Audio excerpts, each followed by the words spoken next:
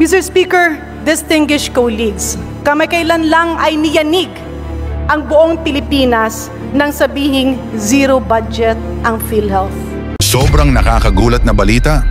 Grabe, Congresswoman Janette Garin, ginulat si PBBM sa binulgar. Binulgar na zero budget na ang PhilHealth. Ayon sa nakalap nating impormasyon, matinding pagbubunyag ang ginawa ni Congresswoman Janette Garin patungkol sa totoong nangyayari sa pera ng PhilHealth. Bakit nyo ginagamit pang negosyo ang nakokolekta sa mga miyembero na pera? Nagulat si PBBM sa binulgar ni Congresswoman.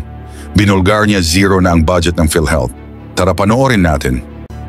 Kahapon po lamang ay tumayo ako para isigaw ang totoong boses ng mamamayan, ang pagsugpo sa mga pekeng medical information. And I was referring to the lambasting of our colleague and those who are just helping the local government units on their medical facilities being accredited by PhilHealth via access to DBP funds. Ang pinupuntirya ko po ay hindi yung mga sumakay na lamang at nalinlang dun sa mga pekeng balita, kundi ang pinagmulan ng pekeng interpretasyon, pekeng advokasya at peke na pagiging eksperto.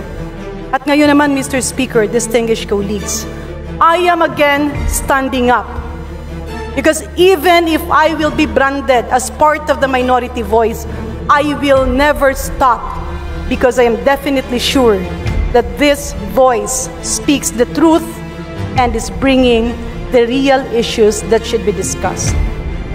Mr. Speaker, distinguished colleagues, kamakailan lang ay niyanig ang buong Pilipinas nang sabihing zero budget ang PhilHealth. Naglipa na ulit, lalong-lalo na itong palaging nasa media na nagclaim na eksperto siya at siya'y advocate ng public health at kung ano-ano ang mga pinagsasabi. Let me quote the message that has been circulating not only in our country but worldwide, Mr. Speaker. And I am referring to the open letter of Tony Leachon addressed to the President, but is actually being sent all over medical societies and other stakeholders. Let me focus, Mr. Speaker, on his statement, which actually says and implies that health is not a priority of this administration and that health is not a priority of President Bongbong Marcos. This is a big lie. Malaking kasinungalingan para lang ulit mapunta sa headlines, para lang ulit makakuha ng airtime. I am not saying this, Mr. Speaker, because I'm a member of Congress, but I am standing up. Kasi ilang beses na binibiktima ang kalusugan, pinupolitika ang kalusugan dahil may mga taong gustong nagkakagulo-gulo tayo at ang sanhi niyan ay ang perpetrators of fake medical information. He cited 3 situations. And to quote, Mr. President, imagine the faces of those you serve. A mother cradling her child in the corridors of an overcrowded hospital, unable to afford even the most basic medication. A farmer in the provinces walking miles to a rural health center only to be told there are no funds for dialysis sessions. An elderly man who contributed to PhilHealth all his life, now begging for help as mounting hospital bills eat away his family's savings. And he further mentioned, these are not just statistics, these are real people. And the government is being poised to deprioritize healthcare in favor of unprogrammed appropriations and the Ayuda para sa Kapos ang Kita program. He further mentioned, when the government allocated zero subsidy for healthcare in 2025, and this is addressed to the President, Leachon mentioned, you placed millions of Filipinos at risk, especially the poorest and the most vulnerable. When the cries for support from those who depend on universal healthcare law were met with silence, you betrayed the promise of a healthcare system that is meant to be universal, accessible, and equitable. He further mentioned that this is not about politics anymore, Mr. President, but this is about lives and Filipino lives. Mr. Speaker, distinguished colleagues, unahin ko itong mga pinagsasabi niya. Totoo yung sitwasyon na meron tayong mga taong nagkakasakit at nangangailangan ng tulong. Totoo rin na meron tayong universal healthcare law na hindi epektibo dahil ipinasa siya para magmukhang mabuti at para sa Pilipino, pero ang katotohanan is it is mere lip service. Again, because of killer provisions. Kasalanan ba ng administrasyon ngayon nang ipinasa na universal healthcare law nung nakarang administrasyon ay hindi epektibo? Kasalanan ba ng administrasyon ngayon na yung mga nangyari sa PhilHealth nung nakaraang administrasyon ay nababoy ang PhilHealth? Is it the fault of the current administration that we are trying to correct things and abuses in the health sector? Mr. Speaker, distinguished colleagues, we should never shut our mouth if there is somebody sowing intrigues and misinformation among the general public. Ang sabi nga ng World Health Organization, it's time to flatten the curve of infodemics. At ulitin ko ang sinabi ko kahapon. Ano po ba ang infodemics? Ito ay dinagdagan o binawasan na totoong impormasyon para magmukhang totoo, pero peke, Mr. Speaker. I do not blame the people who reacted, the people who took on the debate on various platforms, the people who were bleeding and crying and very much anxious, thinking that what Lechon is saying is the truth. But the reality is, Mr. Speaker, distinguished colleagues, pinaglalaruan lang ang mga Pilipino ni Tony Lechon dahil karamihan ng kanyang sinasabi ay twisted information. Bakit nga ba nagkasiro ang budget ng PhilHealth? Mr. Speaker, I was a former chairman of the board of PhilHealth. Yes, I was with PhilHealth for only over a year. But my eyes were open to many things happening inside that had to be corrected. Reforms were made. In fact, even in policies of PhilHealth, 8 major reforms were made, including to curb fraud and to make it responsive to our people. Pero ano ang nangyari? Nung pumasok ang nakarang administrasyon, binaliktad lahat ito. Noong 2017 at 2018, nagpakasaya ang ilang opisyal ng PhilHealth by distributing PhilHealth money and making this as excessive allowances. Andun yung isang PhilHealth president na nakatira sa hotel. Kaliwat kanan ang mga sumusobrang benepisyo, hindi para sa tao, hindi para sa miyembro, kundi para sa kanilang mga sarili. Andun yung napakamahal na COVID testing that was actually depleting the funds of PhilHealth. Pero hindi naman talaga nabibigay yung tamang serbisyo ayon sa mga sakit na kailangan ng tao. Andun yung interim reimbursement mechanism na yan ang totoong pamumulitika kung saan ang pera ng PhilHealth ay pinamigay na ang PhilHealth ay nagmukhang kapitalista sa mga pribadong ospital na hindi naman tumatanggap ng pasyente. At ano ang nangyari, Mr. Speaker? No accountability. Is IRM illegal? Definitely! Dahil ang pera ng PhilHealth, kapag yan ay binayad na as premium, yan ay pera na ng mga miyembro para kung ikaw ay magkasakit. Hindi yan pwedeng ipautang, hindi yan pwedeng gawing pangkapital, hindi kapitalista ang PhilHealth, kundi ito ay government insurance. Non-profit at that, Mr. Speaker. So bakit ngayon, habang inaayos natin ang puso ng kalusugan, which is actually the primary energy and adrenaline that makes healthcare sustainable. Kasi maski ilang ospital pa ang ipatayo natin, maski ilang tao pa at healthcare workers ang ating i-hire. But if we do not have an effective, efficient, and responsive PhilHealth, this can never make universal health care applicable. Dahil ang PhilHealth, ang puso na nagpapaikot sa lahat ng investments on health, be it national, be it local, be it private, or be it government. Ngayon, bakit natin uulanin at tatadtarin ng kasinungalingan ang mga taong gustong sugpuin at ayusin ang PhilHealth? Why are we depriving PhilHealth of major changes that will actually put things in their proper perspective? Unahin na natin, meron bang pera ang PhilHealth? Yes. As mentioned earlier, and which is still ongoing on the Committee on Good Government, there is around 500 to 600 billion funds in PhilHealth. Mawawala ba? Malulusaw bang PhilHealth? No. Pero balikan natin ang punot dulo ng mga problemang ito. Ano ba ang binibigay ng national government sa PhilHealth? We call it subsidy in appropriations terminologies. But in medical terminology, this is actually payment of premium. Dahil insurance po ang PhilHealth, dalawang klase po ang nagbabayad nito. Una, yung direct contributors o yung mga sinasabing miyembro ng PhilHealth na nagbabayad ang kanilang opisina o ang kanilang sarili.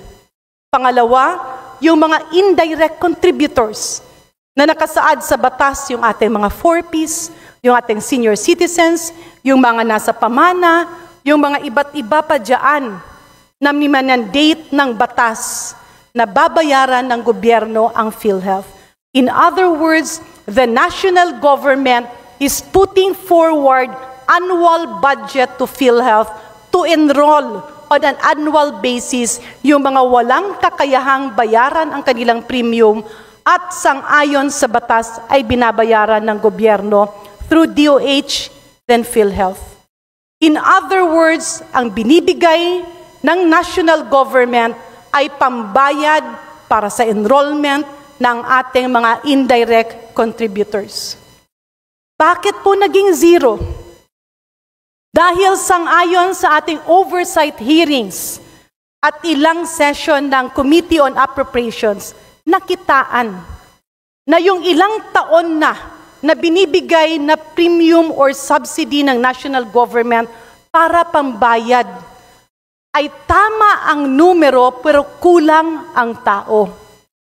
And I myself, Mr. Speaker, as a witness to how we overhauled PhilHealth, and I tell you, hindi siya ganun kamadali.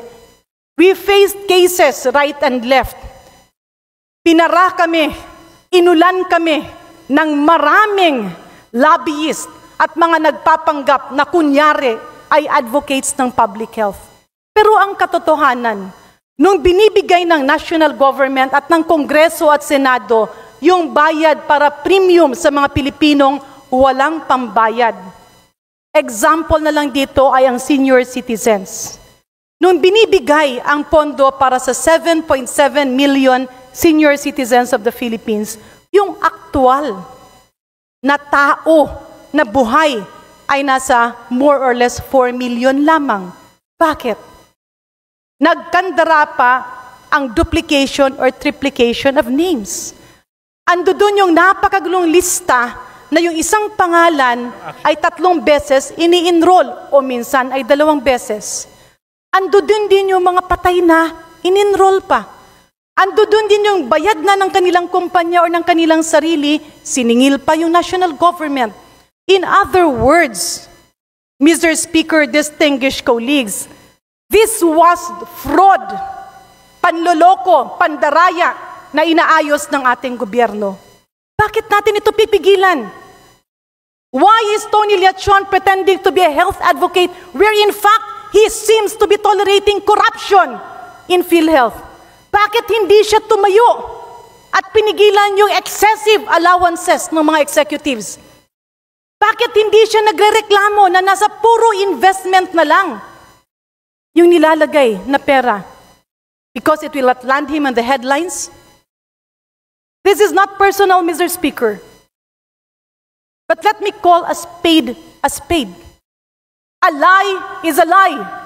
Ang kasinungalingan ay talagang kasinungalingan. At dahil ba malapit ng eleksyon, dumarami ang ingay, maski hindi totoo ang mga akusasyon?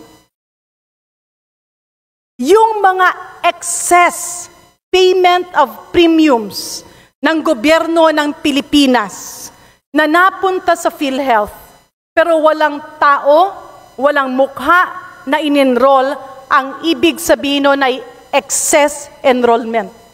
Ihalin tulad natin ito, Mr. Speaker, sa isang negosyanteng nagbebenta ng lechon na kailangan mo ng supply ng baboy sa isang taon.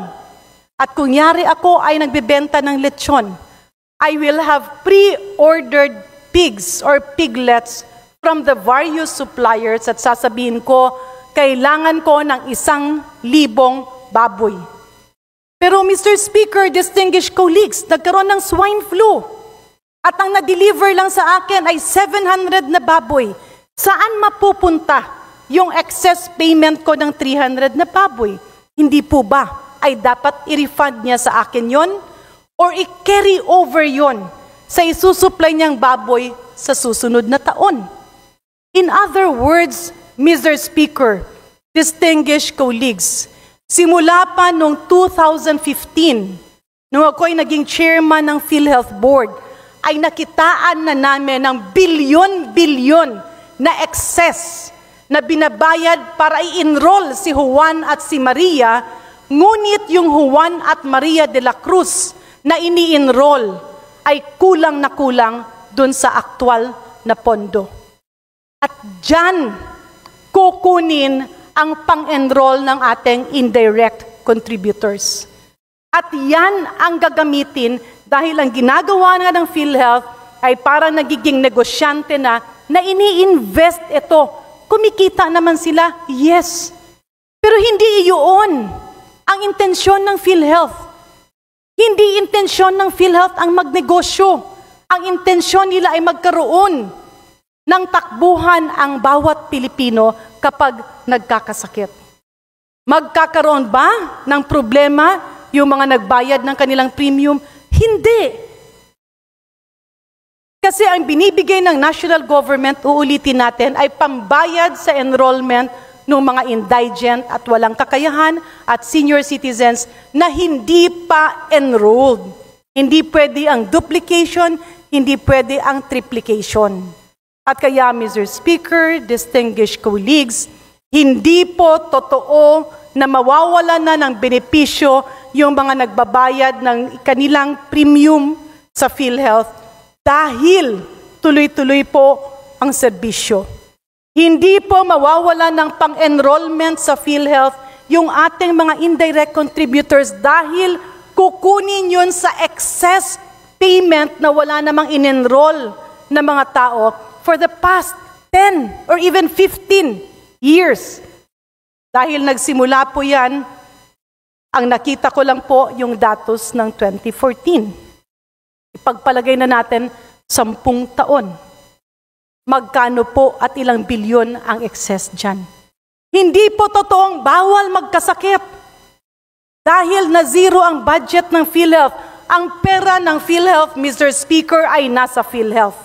Ang binibigay ng national government ay pang-enroll on an annual basis dun sa mga indigent, sa mga 4Ps, sa mga pamana, at sa mga senior citizens na mahihirap. Hindi totoong mawawala ang pondo pang dialysis, kagaya sa kasinungalingan ng pekeng ekspertong si Tony Liachon. At pabalik ko nga, Mr. Speaker, ang reklamo ng iba, napakabagal ng PhilHealth. Napakahirap ng PhilHealth. Bakit ganito? Bakit ganon? Ang tanong ko, Mr. Speaker, distinguished colleagues, sino ba ang mga genius na nagpasok ng provision sa Universal Healthcare Law na hindi makakagalaw ang PhilHealth dahil kailangan pang bigyan ng permiso ng HTAC or the Health Technology Assessment Council? Tingnan po natin ang batas na ginawa noong nakaraang administrasyon. Ito ba ay totoong Universal Healthcare Law? Nakasaad din dun sa batas na lahat ng packages na gagawin ng PhilHealth ay kailangan ng permiso dun sa mga eksperto daw na nakakaintindi pero hindi naman gumagalaw. Sino ba ang naglagay ng provision na ang trabaho ng DOH ay gagawin ng PhilHealth? Sino ba ang naglagay ng provision sa Universal Healthcare Law na ang mga epidemiological numbers at datos ay dapat i-provide muna ng PhilHealth? Ito naman ay trabaho, supposedly ng DOH. Mr. Speaker, distinguished colleagues, the zero budget approved by the Bicameral Conference Committee is not because we do not advocate health for all. The zero budget is meant to realign the funds to make healthcare sustainable. Kasi kung meron tayong mga ospital pero hindi naman PhilHealth accredited, kung meron naman tayong mga ospital pero wala namang doktor kasi kulang ang pangsweldo, kung meron tayong mga ospital pero hindi naman ma-accredit kasi may mga kulang na kagamitan, wala pong kwentang mag-enroll ka ng mga tao sa PhilHealth if PhilHealth cannot accredit these facilities. In other words, Mr. Speaker, ang sabi dito, budgeting is a serious and sacred exercise where public funds must directly benefit the people. True. Funds from taxes and duties we pay and the debt incurred that we and the future generations would have to eventually pay. Yes, this is true, Mr. Speaker. And that is why Congress and Senate is doing its work.